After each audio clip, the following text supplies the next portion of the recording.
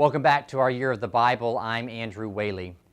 Isaiah, much like 2 Kings, is concerned with the fate of Jerusalem. Isaiah itself was compiled in the years leading up to the destruction of Jerusalem and the Babylonian exile, to the anticipation of the return from exile back to Jerusalem, and then finally texts concerning the city after the establishment of Jerusalem once more. Now, because Isaiah covers such a long span of time, it is not written by just one person, but it's probably based in a real person, Isaiah, and then his disciples who tried to write about his same themes over several hundred years. Isaiah himself seems to live through several public crises in Jerusalem and is always emphasizing over and over again that Jerusalem cannot stand unless they live in obedience to the Torah of God. Now, one thing I want you to pay attention to as we read Isaiah, a lot of these passages, if you've read some of the Bible before or you've heard it read in worship, will sound familiar as texts that we read to interpret the coming of Jesus.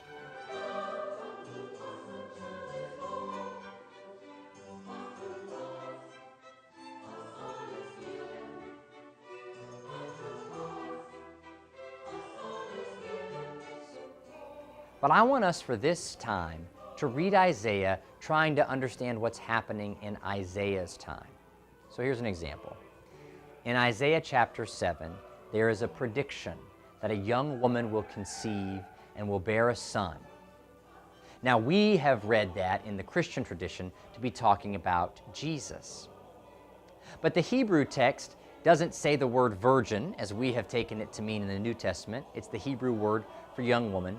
And Isaiah here in this scenario is talking to King Ahaz about the threat of the Assyrians conquering the people.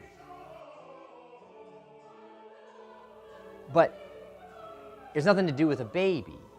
The marking of time is what Isaiah is speaking about. In the time that it takes a woman to conceive and bear a son, the threat from Assyria will pass. So, there's nothing wrong with our Christian interpretation of Isaiah, but as we read it, let's try to read it as it was originally intended. Now, Isaiah is divided into 3 books, essentially. First Isaiah is chapters 1 to 39 and deals with the theme of Jerusalem destroyed. We believe that it's first Isaiah that's probably most historically rooted in an 8th century prophet by that name. Isaiah speaks harshly of the coming judgment of God upon the people for their disobedience to the Torah. It's kind of scary stuff. But notice as you read it that God's judgment is never the final word. God's judgment is always exercised only as a penultimate decision. The ultimate decision of God is the restoration and the renewal of Jerusalem. So even as you're reading, especially in chapters 1 through 12, about all of this impending doom and judgment from God upon the people, look for those glimmers where we hear the hope of a restored Jerusalem as well. Later in 1 Isaiah, you're also going to have Ahaz depicted as the most disobedient of kings, and you will have Hezekiah praised as the most obedient of kings for his resistance against the Assyrians. As a whole, 1 Isaiah looks beyond Jerusalem and its judgment and assumes that God's shalom will ultimately reign for the people of Israel and through all the earth. Now, 2 Isaiah we might call Jerusalem expected. A big gap of time has passed between chapter 39 and chapter 40 of Isaiah. Jerusalem is destroyed, the people are taken into exile, and some years have passed. But now, there is the voice of a new thing. There is a hearing that God is going to do something God has not done before. We hear language like that from the Exodus, that God is going to bring the people out of bondage and back into a land of freedom. 2nd Isaiah is concerned principally with Babylon and with the coming of Cyrus of Persia. The Persian Empire is what ultimately overthrows the Babylonian Empire, and it is Cyrus who Isaiah deems the agent of Yahweh, which is remarkable because he's not from Israel. Cyrus will be the one who allows the people to return home and restore to their life of Torah practice and temple worship. It's in 2nd Isaiah that we also get the first taste in the Bible of monotheism. We've heard of the God of the Hebrews being superior to other gods, but this is the first place where we begin to hear that the God of the Hebrews is the only God, and all other gods are false.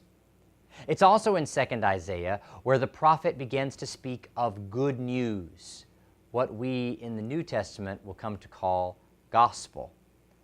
We do well to remember that Jesus, our Lord, most frequently quoted Isaiah among all the prophets that he spoke of in his teaching and his earthly ministry. 3rd Isaiah is then chapters 56 to 66 and can be titled Jerusalem Restored. Here, the people have returned to their homeland and are reestablishing their life there. This is probably written somewhere after the building of the Second Temple in 520 BC and the coming of Ezra and Nehemiah in 450 BC. The concern mostly in 3rd Isaiah is with internal community life. Look for language about exclusion and inclusion within Israel after this restoration. There's also writings about the proper ways of fasting. Ritual life, once again, becomes important in 3rd Isaiah. But throughout this whole book, throughout most of the prophets, there is this theme of judgment and mercy. God's judgment comes upon the people for their long disobedience, but it is never judgment for the sake of anger or wrath alone.